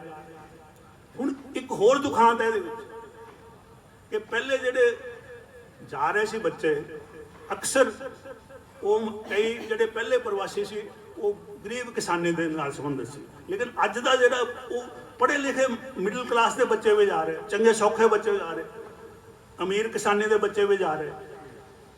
ਔਰ ਇਹਨਾਂ ਨੇ ਇੱਥੇ ਰਹਿੰਦੇ ਤਾਂ ਸ਼ਾਇਦ ਇਹ ਪੜ੍ਹ ਲਿਖ ਜਾਂਦੇ, IAS ਅਫਸਰ ਵੀ ਬਣ ਜਾਂਦੇ, ਮਿਲਟਰੀ ਦੇ ਅਫਸਰ ਵੀ ਬਣਨਾ ਸੀ। ਇਹਨਾਂ ਨੇ ਕਈ ਜੋ ਚੰਗੀਆਂ ਪੋਜੀਸ਼ਨ, ਕਿਸੇ ਨੇ ਫੋਰਨ ਸਰਵਿਸ ਬਣ, IPS ਬਣਨਾ ਸੀ, ਕਈ ਚੀਜ਼ਾਂ ਬਣਨਾ ਸੀ।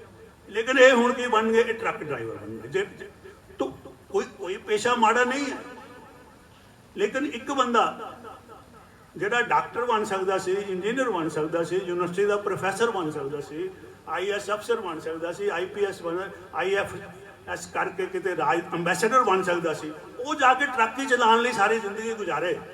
ਤਾਂ ਜ਼ਾਹਰ ਹੈ ਕਿ ਇਹ ਪੰਜਾਬ ਨੂੰ ਫਾਇਦਾ ਨਹੀਂ ਹੋਇਆ। ਤਾਂ ਚਲੋ ਕੈਨੇਡਾ ਦੇ 2.5 ਲੱਖ ਬੱਚਾ ਜਿਹੜਾ ਪੜ੍ਹ ਰਿਹਾ ਉੱਥੇ, ਹਰ 5 ਅਰਬ ਡਾਲਰ ਉਹਦੇ ਤੋਂ ਕੈਨੇਡਾ ਨੂੰ 1 ਸਾਲ 'ਚ ਆਮਦਨ, 5 ਅਰਬ ਡਾਲਰ।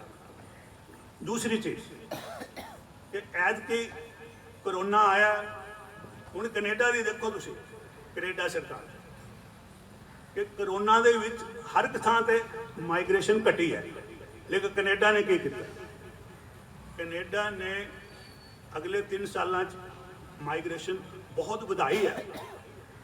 ਅੱਗੇ 3 ਲੱਖ ਹੁੰਦਾ ਸੀ ਹਰ ਸਾਲ, ਕਿਉਂਕਿ ਉਹਨਾਂ ਨੇ ਲਾਇਆ ਸੀ ਕਿ 1% ਸਾਨੂੰ ਜਿਹੜੀ ਪਾਪੂਲੇਸ਼ਨ ਚਾਹੀਦੀ, ਲੇਕਿਨ ਉਹਨਾਂ ਨੂੰ ਲੱਗਾ ਇਹਨਾਂ ਤੋਂ ਪੈਸੇ ਬਣਦੇ, ਜਿੰਨੇ ਆ ਜਾਣ ਵਧੀਆ। ਤਾਂ ਉਹਨਾਂ ਨੇ ਅਗਲੇ 3 ਸਾਲਾਂ 'ਚ 12 ਲੱਖ, 3 ਤੋਂ ਸਿੱਧਾ ਹੀ 4, ਕਰੋਨਾ ਬਾਕੀ ਦਾ ਘਟੀਆਂ ਚੀਜ਼ਾਂ ਉਹਨਾਂ ਨੇ ਹੋਰ ਵਧਾ ਦਿੱਤੀ। 12 ਲੱਖ ਟਰੂਡੋ ਨੇ ਕਿਹਾ ਕਿ ਅਸੀਂ ਜਿਹੜੇ ਅਗਲੇ 3 ਅਰਥਾਤ 3 ਲੱਖ ਤੋਂ ਜੰਪ ਮਾਰ ਕੇ 4 ਲੱਖ ਕਰ। ਹੁਣ ਕਿਉਂ? ਹੁਣ ਸਮਝਣ ਵਾਲੀ ਗੱਲ ਇਹ ਹੈ ਕਿ ਇੱਕ ਜਿਹੜਾ ਬੱਚਾ ਹੈ ਕੈਨੇਡਾ ਦੇ ਵਿੱਚ ਪੈਦਾ ਹੁੰਦਾ, ਉਹ ਜਦੋਂ 18 ਸਾਲ ਦਾ ਹੁੰਦਾ ਉਸ ਵੇਲੇ ਤੱਕ ਕੈਨੇਡੀਅਨ ਸਰਕਾਰ, ਕਿਉਂਕਿ ਵੈਲਫੇਅਰ ਸਟੇਟ ਹੈ, ਉਹਦੇ ਤੇ ਖਰਚਾ ਕਰਦੀ ਹੈ। ਤਾਂ ਉਹਦਾ ਖਰਚਾ ਜਿਹੜਾ ਹੈ $1 ਮਿਲੀਅਨ ਅਰਥਾਤ 10 ਲੱਖ ਕੈਨੇਡੀਅਨ ਡਾਲਰ ਕੈਨੇਡੀਅਨ ਸਰਕਾਰ ਦਾ ਔਸਤ ਖਰਚਾ ਆਉਂਦਾ ਹੈ ਇੱਕ ਬੱਚੇ ਨੂੰ 18 ਸਾਲ ਦੀ ਉਮਰ ਤੱਕ ਪਾਲਣਾ। ਹੁਣ ਜਿਹੜਾ ਬੱਚਾ ਅਸੀਂ ਦੇ ਰਹੇ ਹਾਂ ਇੱਥੋਂ, ਤੇ ਕੀ ਮੈਨੇ ਕਿ ਇੱਕ ਮੁੰਡੇ ਪਿੱਛੇ, ਇੱਕ ਕੁੜੀ ਪਿੱਛੇ, ਇੱਕ ਨੌਜਵਾਨ ਪਿੱਛੇ ਸਿੱਧਾ ਹੀ ਕੈਨੇਡਾ ਦਾ $1 ਮਿਲੀਅਨ ਜਿਹੜਾ ਕਿ 5.5 ਕਰੋੜ ਰੁਪਇਆ ਹੁੰਦਾ। 5.5 ਕਰੋੜ ਰੁਪਇਆ ਤਾਂ ਉਹਨਾਂ ਦੀ ਜੇਬ 'ਚ ਆ ਗਿਆ, ਇੱਕ ਬੱਚਾ ਤੁਸੀਂ ਭੇਜ। ਤੇ 1 ਲੱਖ ਸਾਡਾ ਹੁਣ ਜਾਣਾ ਹੈ ਇਸ ਸਾਲ 1 ਲੱਖ ਤੋਂ ਉੱਪਰ। तो जो टोटल लाओ, मैं थोड़ा जा हिसाब किया, 100 अरब डॉलर तो ज़्यादा कनेडा नूं बचत हुंदी है। अच्छा कितना कुछ फायदा, और रुपए तो तुसीं उहदे जवा कर लो, पता नहीं किन्ने खरबां च पहुँच जांदा, अरबां तो भी खरबां च। उन्हां नूं तां इह प्रवास तो मिल रहा, तो सानूं की मिल रहा कि जिहड़े बच्चे जा रहे ने वो कहंदे असीं मुड़ के कदे ना पंजाब ना साडे बच्चों ने। पहले प्रवासी सी आते थे, लेकिन हुण दे जिहड़े जांदे जाण तो पहला कह के जांदे आ माँ बाप नूं कि असीं साडा ये, और वो कहंदे भाई ना असीं आना ना साडे बच्चों ने इत्थे आना, ते तुसीं ये जमीन जायदाद काहदे लई है, ये बेचो ते आके सानूं इत्थे कोई सैटल होने च हैल्प करो ताकि असीं घर खरीद सकीए, कोई माड़ा मोटा नाल बिजनेस। तो वो भी पंजाब दा जिहड़ा सरमाया वो जा रहा है। और ਜਿਹੜੀ ਚੀਜ਼ ਜਦੋਂ ਵੀ ਹੁਣ ਸਾਰੇ ਜਿਹੜੇ ਵੇਚਣ ਵਾਲੇ ਹੀ ਹੋ ਗਏ, ਹਰ ਘੱਟੋ ਘੱਟ ਬਾਕੀ ਦਾ ਨਹੀਂ ਕਿ ਹਰ ਇੱਕ ਜੱਟ ਪਰਿਵਾਰ ਦਾ ਇਹ ਹੈ ਕਿ ਅਸੀਂ ਹੁਣ ਬੱਚਿਆਂ ਨੂੰ ਤਕਰੀਬਨ ਬਹੁਤ ਘੱਟ 1% 2% ਹੋਣਗੇ ਜਿਨ੍ਹਾਂ ਦੇ, ਲੇਕਿਨ ਹਰ ਇੱਕ ਨੂੰ ਘੱਟੋ ਘੱਟ ਇੱਕ ਕਮਿਊਨਿਟੀ ਜਿਹੜੀ ਹੈ ਜਿਹਦੀ ਮਾਨਸਿਕਤਾ ਨੂੰ ਮੈਂ ਬਾਕੀ ਕਮਿਊਨਿਟੀਆਂ ਨੂੰ ਘੱਟੋ ਘੱਟ ਜ਼ਿਆਦਾ ਸਮਝਦਾ, ਜਦੋਂ ਮੈਂ ਹੰਢਾ ਰਿਹਾ ਕਿ ਉਹਨਾਂ ਨੂੰ ਲੱਗਦਾ ਕਿ ਸਾਡੇ ਬੱਚਿਆਂ ਦਾ ਭਵਿੱਖ ਤਾਂ ਹੁਣ ਕੈਨੇਡਾ 'ਚ। ਉਹ ਕਹਿੰਦਾ 1 ਕਿੱਲਾ कनेडा का भी है, चलो तो यदा मतलब लख बच्चा गया, लख किले गए, तो लेकिन वो लख किला जो पंजाब के वो खेती च नहीं जाना, जोड़े लै रहे हैं वो जोड़े है। एक तो यह गल है कि खेती तो बाहर हो गई, कोई मकान बन, कोई स्कूल बना रहा, कोई कुछ बना रहा, कोई कुछ वो मतलब गैर खेती वास्ते ज़्यादा तौर जोड़े मैं देखा जी बेचने वाले जट है तो खरीदने वाले जोड़े ने वो कम्यूनिटी खरीद रही है जो खेती नहीं करती, एक आम तौर पर देखने चाहिए। लेकिन दूसरी चीज़ की हो गई कि जदों बेचने वाले ज़्यादा हो गए, खरीददार है नहीं, तो जमीनों की जी कीमत है इन्नी बुरी तरह घटी है कि असी देखा कि जिथे करोड़ का जो किला से हूँ 30 लाख भी लोग, और हैरानी की गल है। तुसीं मैं कहना हर रोज़ मैं कहना हुण हो गए, ਅਸੀਂ ਇਹ ਨਹੀਂ ਕਹਿੰਦੇ ਕਿ ਰਿਮੋਟ ਜਿਹੜੇ ਪੰਜਾਬ ਦੇ ਪਿੰਡਾਂ ਦੀ ਜ਼ਮੀਨ ਦੀ ਜਿਹੜੀ ਕੀਮਤ ਦੇਖੀ। ਤੁਸੀਂ ਤਾਂ ਚੰਡੀਗੜ੍ਹ ਏਰੀਆ 'ਚ ਦੇਖੋ, ਸਾਡਾ ਇੱਕ ਬਹੁਤ ਅੱਛਾ ਦੋਸਤ ਹੈ, ਉੱਥੋਂ ਹਰ ਵਾਰੀ ਸਾਨੂੰ ਉਹ ਮੈਨੂੰ ਤਾਂ ਇੰਨਾ ਦੁੱਖ ਹੁੰਦਾ ਕਿ ਲਓ ਜੀ ਅੱਜ ਇਹਨਾਂ ਨੇ ਜਾਣਾ, ਇਹਨਾਂ ਦੇ ਬੱਚੇ ਨੂੰ ਇੱਕ ਹੁਣੇ ਹੀ ਮੈਨੂੰ 2 ਦਿਨ ਪਹਿਲਾਂ ਆਉਣੇ ਗਏ, ਕਹਿੰਦੇ ਵੀ ਦੇਖੋ ਇਹ 6 ਕਰੋੜ ਦੀ ਚੀਜ਼ ਹੈ ਪ੍ਰਾਪਰਟੀ, ਔਰ ਇਹ ਕਹਿੰਦੇ ਜੀ ਇਹਨਾਂ 2 ਕਰੋੜ 'ਚ ਦੇ ਰਹੇ। ਇਹਦਾ ਇੱਕ ਬੱਚਾ ਕੈਨੇਡਾ, ਇੱਕ ਮੁੰਡਾ ਕੈਨੇਡਾ, ਕੁੜੀ ਆਸਟ੍ਰੇਲੀਆ। ਮਜਬੂਰੀ ਕੀ ਹੈ ਕਿ 1 ਕਰੋੜ ਉਹਨੂੰ ਦੇਣਾ, 1 ਕਰੋੜ ਉਹਨੂੰ ਦੇਣਾ, ਕਿਉਂਕਿ ਉੱਥੇ ਦੇ ਜਾਂ 3 ਗੁਣਾ ਜਾਂ ਫੀਸਾਂ ਦਾ ਖਰਚਾ ਉਹ ਪੰਜਾਬ ਦੀ ਜ਼ਮੀਨ ਜਿਹੜੀ ਵੇਚ ਕੇ ਜਿਹੜਾ ਹੈ ਉਹ 6 ਕਰੋੜ ਦੀ ਜਿਹੜੀ ਚੀਜ਼ ਹੈ, ਉਹ ਬੰਦਾ ਕਹਿੰਦਾ ਮੈਨੂੰ 2 ਦਿਨ, ਉਹ ਕਹਿੰਦਾ 2 ਦਿਨਾਂ ਅੱਜ ਦੇ ਦਿਨ ਉਹ ਮੈਨੂੰ ਕਹਿੰਦਾ ਜੀ ਤੁਸੀਂ 6 ਕਰੋੜ ਜੇ 4 ਕਰੋੜ ਕਮਾਉਣਾ, 6 ਕਰੋੜ ਦੀ ਚੀਜ਼ ਹੈ, ਕਹਿੰਦਾ ਮਾਰਕੀਟ। ਉਹ ਬੰਦਾ ਕਹਿੰਦਾ 2 ਮੈਨੂੰ ਦਵਾ ਦਿਓ ਮੰਗਲਵਾਰ ਤੱਕ 2 ਕਰੋੜ। मैं सानू माफ दो, मैं मेरे लिए तो 1 करोड़ तो ज़्यादा भी 4 बंदों को असीं अपनी गल समझाती। मैं 4 करोड़ रुपया नहीं बनाना, मैं ये मेरे लिए अरबां तो भी ज़्यादा है। तो अपनी अपनी खैर चलो, तो कहने का मतलब है कि पंजाब नूं ये होया कि साडी जिहड़ी जमीन की कीमत है वो बिल्कुल घटाती, उन्होंने तो फायदा ही फायदा, सानू घाटा ही घाटा। तो ये आप हुण ये गल्लां जिहड़ियां असीं सोचनियां ने कि तो जिहड़े प्रवास बारे साडियां जिहड़ियां धारनावां ने वो सही, जां जिहड़े असीं साडे पंजाब दे बुद्धिजीवी वर्ग ने जिहड़ा एनालिसिस कीता है प्रवास दा जिहड़ा कि वो सार्थक है, ये हुण इहदा फैसला जिहड़ा तुसीं आप करो। तो इत्थों ही मेरी जिहड़ी आखिरी जिहड़ी गल सीगी कि जिहड़ी साडा ये मंतव ही यही सीगा कि बुद्धिजीवियों की की भूमिका होनी चाहिए, पंजाब के बुद्धिजीवियों की की। और असीं देखा कि साडे बुद्धिजीवी बहुत सारे, चलो कोई एक अद्धे हुण मान साहब बैठे ने, ये सुहिर्द भी बंदे ने जिहड़े हाले भी सही पिक्चर देनी चाहते हैं, सही तस्वीर तुहाडे अगे पेश, पर अक्सर बहुत मेजोरिटी जिहड़ी वो की करदी है कि वो देखण च आया कि उत्थों कोई जिहड़े आंदे ने कनेडा तो वो कहते तुहानूं उत्थे आओ असीं उत्थे रखा दिंदे, एक ਤੁਹਾਡਾ ਵੀਜ਼ਾ ਵੀ ਦੇ ਦਾਂਗੇ, ਤੁਹਾਨੂੰ ਉੱਥੇ ਘੁਮਾਵਾਂ ਫਿਰਾਵਾਂਗੇ। ਤਾਂ ਉਹ ਆ ਕੇ ਫਿਰ ਉਹ ਕਹਿੰਦੇ ਪੰਜਾਬੀ ਬੜੀਆਂ ਮੌਜਾਂ ਕਰ ਰਹੇ, ਬੜਾ ਸੋਹਣਾ ਦੇਸ਼ ਹੈ ਕੈਨੇਡਾ, ਇੰਨੀਆਂ ਖੁੱਲੀਆਂ ਸੜਕਾਂ, ਇੰਨਾ ਵਧੀਆ ਕਾਨੂੰਨ ਦਾ ਮੁਲਕ ਹੈ ਸਭ ਕੁਝ। ਚਲੋ ਖੈਰ ਅਮਰੀਕਾ ਦੇ ਕਾਨੂੰਨ ਦੇ ਤੁਸੀਂ ਦ੍ਰਿਸ਼ ਦੇਖ ਹੀ ਲਏ, ਕਿੰਨਾ ਕੁ ਕਾਨੂੰਨ ਦਾ ਮੁਲਕ ਹੈ। ਉਹ ਤੁਹਾਡੇ ਸਾਹਮਣੇ ਹੈ ਕਿ ਜਿਸ ਹੱਦ ਦੀ ਅਰਾਜਕਤਾ, ਜਿੱਦਾਂ ਦੀ ਲੁੱਟ, ਜਿੱਦਾਂ ਮਾਰ ਕੁਟਾਏ, ਉਹ ਕਾਨੂੰਨ ਕਿੱਧਰ ਗਿਆ।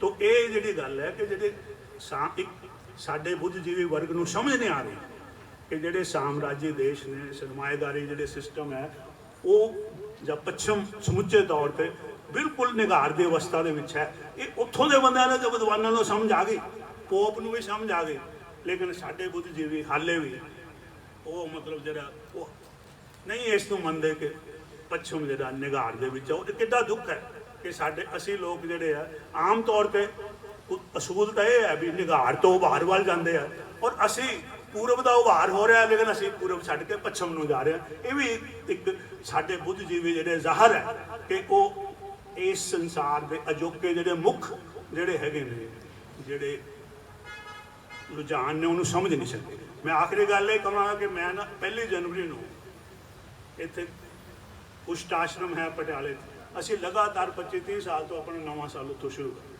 ਤਾਂ ਉੱਥੇ ਮੈਂ ਇੱਕ ਗੱਲ ਕਹੀ ਸੀ, ਦੇਖੋ ਜਦੋਂ ਅਸੀਂ ਸ਼ੁਰੂ ਕੀਤਾ ਤੇ ਉਦੋਂ ਮੈਂ ਗੱਲ ਕਹੀ ਸੀ ਕਿ ਦੇਖੋ ਪੱਛਮ ਤੇ ਪੂਰਬ, ਪੱਛਮ ਦਾ ਨਿਗਾਰ ਹੋ ਰਿਹਾ 25 ਸਾਲ ਤੋਂ ਜ਼ਿਆਦਾ ਪਹਿਲਾਂ ਦੇ ਪੂਰਬ ਦਾ ਜਿਹੜਾ ਹੈ ਉਭਾਰ ਹੋ। ਮੈਂ ਕਿਹਾ ਕਿ ਦੇਖੋ ਮੇਰੀ ਇਹ ਭਵਿੱਖਬਾਣੀ ਹੈ ਕਿ 2030 ਦੇ ਵਿੱਚ ਜਾ ਕੇ ਪਹਿਲੀ ਵੱਡੀ ਆਰਥਿਕਤਾ ਜਿਹੜੀ ਹੈ ਉਹ ਚੀਨ ਹੋਏਗੀ, ਦੂਜੀ ਹੋਏਗੀ ਅਮਰੀਕਾ, ਤੀਜੀ ਹਿੰਦੁਸਤਾਨ। तो बहुत लोगों ने कहा यार पता नहीं कितना फजूल गल्लां कर रहे हैं, इन्हूं समझ ही नहीं। हिंदुस्तान वर्गा गरीब वो तीजी वड्डी आर्थिकता बन जाएगी संसार की। चलो हुण मैं उत्थे उन्हां नूं कुश्तां नूं याद कराया भी हुण हो गया, हुण सारिਆਂ ने कहता, हुण सारे ये बिल्कुल ये जिहड़ी है मन्नी गई है कि 2030 ਦੇ ਵਿੱਚ नंबर 1, नंबर 2, नंबर 3। चलो ਉਹ ਵੀ ਤਾਂ ਹੈ ਕਿ ਜੇ ਅਸੀਂ GDP ਲਈਏ, ਉਹ GDP ਦਾ ਮਤਲਬ ਕੁੱਲ ਘਰੇਲੂ ਉਤਪਾਦਨ, PPP ਦਾ ਮਤਲਬ ਹੁੰਦਾ ਤੁਲਨਾਤਮਕ ਖਰੀਦ ਸ਼ਕਤੀ। ਜੇ ਤੁਲਨਾਤਮਕ ਖਰੀਦ ਸ਼ਕਤੀ ਦੇਖਣੀ ਹੈ ਤਾਂ ਆਲਰੇਡੀ ਜਿਹੜਾ ਹੈ ਤੁਲਨਾਤਮਕ ਖਰੀਦ ਸ਼ਕਤੀ ਦੇ ਮੁਤਾਬਕ ਚੀਨ ਅੱਗੇ ਲੰਘ ਗਿਆ। ਪਰ ਆਖਰੀ ਗੱਲ ਇਹ ਹੈ ਕਿ 2050 ਦੇ ਵਿੱਚ ਮੈਂ ਉੱਥੇ ਗਿਆ 1 ਜਨਵਰੀ, ਮੈਂ ਕਿਹਾ ਹਿੰਦੁਸਤਾਨ ਅਮਰੀਕਾ ਨੂੰ ਪਿੱਛੇ ਛੱਡ ਦਿੱਤਾ। ਇਹ ਸੈਕੰਡ ਨੰਬਰ ਤੇ, ਪਹਿਲੇ ਨੰਬਰ ਤੇ ਚੀਨ ਹੋਏਗਾ, ਦੂਜੇ ਨੰਬਰ ਤੇ ਭਾਰਤ ਹੋਏਗਾ। ਔਰ ਅੱਜ ਮੈਂ ਅਜੀਤ ਅਖਬਾਰ ਪੜ੍ਹੀ ਤਾਂ ਉਹਨਾਂ ਨੇ ਕਿਹਾ ਕਿ ਇਹ ਗੱਲ ਦੀ ਭਵਿੱਖਬਾਣੀ ਹੋ ਗਈ ਹੈ ਕਿ 2050 ਦੇ ਵਿੱਚ ਜਿਹੜੀ ਹੈ ਜਿਹੜਾ ਅਮਰੀਕਾ ਨੰਬਰ ਮਤਲਬ ਚਾਈਨਾ 1 ਤੇ ਹੋਏਗਾ, ਭਾਰਤ ਨੰਬਰ 2 ਤੇ ਹੋਏਗਾ ਔਰ ਅਮਰੀਕਾ ਨੰਬਰ 3 ਤੇ। ਔਰ ਮੈਂ ਤੁਹਾਡਾ ਸਾਰਿਆਂ ਦਾ ਇੱਥੇ ਬਹੁਤ ਸਵਾਗਤ ਕਰਦਾ, ਧੰਨਵਾਦ ਕਰਦਾ ਕਿ ਤੁਸੀਂ ਆਏ ਹੋ, ਇੰਨੇ ਗੰਭੀਰ ਮਸਲੇ ਤੇ ਗੱਲਬਾਤ ਕੀਤੀ ਹੈ। ਔਰ ਮੈਂ ਇੱਕ ਉਮੀਦ ਤੁਹਾਨੂੰ ਇਸ ਤੇ ਗੱਲ ਖਤਮ ਕਰ ਰਿਹਾ ਕਿ ਇੱਕ ਮੈਂ ਗੱਲ ਉੱਥੇ ਕਹੀ, ਉੱਥੇ ਵੀ ਦੁਹਰਾ ਰਿਹਾ ਕਿ ਇਸ ਸਦੀ ਦੇ ਅੰਤ 'ਚ ਜੇ ਦੇਸ਼ ਧਰਮ ਜਿਹੜਾ ਹੈ, ਆਪਣੇ ਧਰਮ ਤੋਂ ਮਤਲਬ ਜਿਹੜਾ ਹੈ ਮਜ਼ਹਬ ਨਹੀਂ, ਧਰਮ ਦਾ ਮਤਲਬ ਹੈ ਕਿ ਮਨੁੱਖ ਨੂੰ ਅੱਛਾ ਮਨੁੱਖ ਬਣਾਉਣ ਦਾ ਜਿਹੜਾ ਸੰਕਲਪ ਜਿਹੜਾ ਇਸ ਧਰਤੀ ਨੇ ਦਿੱਤਾ ਹੈ, ਜੇ ਮੁੜ ਕੇ ਚਾਹੇ ਪੰਜਾਬ ਦਾ ਕਿਸਾਨੀ ਦਾ ਸੰਕਟ ਹੈ, ਚਾਹੇ ਜੇ ਅਸੀਂ ਆਪਣੀਆਂ ਜੜ੍ਹਾਂ ਵੱਲ ਨੂੰ ਮੁੜ ਆਈਏ, ਜੇ ਅਸੀਂ ਧਰਮ ਦੀ ਜਿਹੜੀ ਮਹੱਤਤਾ, ਜਿਹੜਾ ਸਭ ਤੋਂ ਬੁਨਿਆਦੀ ਚੀਜ਼ ਸਾਨੂੰ ਗੁਰੂਆਂ ਨੇ ਸਿਖਾਈ ਹੈ ਕਿ ਜਿੱਥੇ ਪੈਸਾ ਔਰ ਧਰਮ ਹੈ, ਧਰਮ ਪੈਸੇ ਨਾਲ ਉੱਪਰ ਹੈ। ਜੇ ਮੈਂ ਕਿਹਾ ਅਸੀਂ ਇਹ ਗੱਲ ਸਮਝ ਲਈਏ ਤਾਂ ਕੋਈ ਦੁਨੀਆ ਦੀ ਤਾਕਤ ਨਹੀਂ ਹੈ ਕਿ ਜਿਹੜੀ ਅਗਲੀ ਸਦੀ ਸ਼ੁਰੂ ਹੋਏਗੀ ਹਿੰਦੁਸਤਾਨ ਚੀਨ ਨਾਲੋਂ ਵੀ ਉੱਪਰ ਚਲੇਗਾ, ਨੰਬਰ 1 ਤੇ ਆਏਗਾ, ਉਹਦੇ 'ਚ ਪੰਜਾਬ ਵੀ। ਇਹ ਸਾਡਾ ਜਿਹੜਾ ਭਵਿੱਖ ਹੈ ਸਿਰਫ ਇਸ ਚੀਜ਼ ਤੇ ਜੁੜਿਆ ਹੋਇਆ ਮੇਰੇ ਹਿਸਾਬ ਨਾਲ ਕਿ ਅਸੀਂ ਜਿਹੜੀ ਪੱਛਮ ਨੇ ਜਿਹੜਾ ਪੈਸੇ ਨੂੰ ਧਰਮ ਨਾਲੋਂ ਉੱਪਰ ਕੀਤਾ, ਸਾਡੇ ਗੁਰੂਆਂ ਦਾ ਜਿਹੜਾ ਸੁਣਿਆ ਹੈ ਕਿ ਧਰਮ ਜਿਹੜਾ ਹੈ ਜਾਂ ਅੰਗਰੇਜ਼ੀ 'ਚ ਆਪਾਂ ਕਹੀਏ ਐਥਿਕਸ ਤੇ ਇਕਨੋਮਿਕਸ, ਇਹ ਇਕੁਏਸ਼ਨ ਅਗਰ ਅਸੀਂ ਬਦਲ ਦਈਏ ਕਿ ਜੋ ਸਾਡਾ ਇਸ ਧਰਤੀ ਦਾ ਸੁਣਿਆ ਹੈ ਮੁੱਢਲਾ ਸਿਧਾਂਤ ਹੈ ਕਿ ਐਥਿਕਸ ਆਰ ਅਬਾਊਟ ਇਕਨੋਮਿਕਸ, ਧਰਮ ਪੈਸੇ ਤੋਂ ਉੱਪਰ ਹੈ। ਗੁਰੂ ਸਾਹਿਬ ਇਹ ਪਰੰਪਰਾ ਵੀ ਇਹੀ ਸੀ, ਸਾਡੇ ਗੁਰੂ ਸਾਹਿਬ ਨੇ ਉਹਨੂੰ ਬਹੁਤ, ਗੁਰੂ ਗ੍ਰੰਥ ਸਾਹਿਬ ਜੀ ਇਸ ਨੂੰ ਦ੍ਰਿੜ ਕੀਤਾ ਹੈ ਸੰਕਲਪ ਨੂੰ। ਅੱਜ ਦਾ ਜੇ ਕਿਸਾਨੀ ਦਾ ਸੰਕਟ ਹੈ ਜਾਂ ਜੋ ਵੀ ਹੈ, ਜਿੰਨੇ ਵੀ ਸੰਕਟ, ਅਗਰ ਅਸੀਂ ਆਪਣੀਆਂ ਜੜ੍ਹਾਂ ਨਾਲ ਜੁੜ ਜਾਈਏ, ਇਹ ਸਿਧਾਂਤ ਮੰਨ ਲਈਏ ਤੇ ਅਸੀਂ ਸਭ ਸਾਰੀ ਦੁਨੀਆ ਤੋਂ ਅਸੀਂ ਜਿਹੜਾ ਫੇਰ ਇੱਕ ਵਾਰੀ ਅੱਗੇ ਲੰਘ ਜਾਵਾਂਗੇ। ਬਹੁਤ ਬਹੁਤ ਧੰਨਵਾਦ।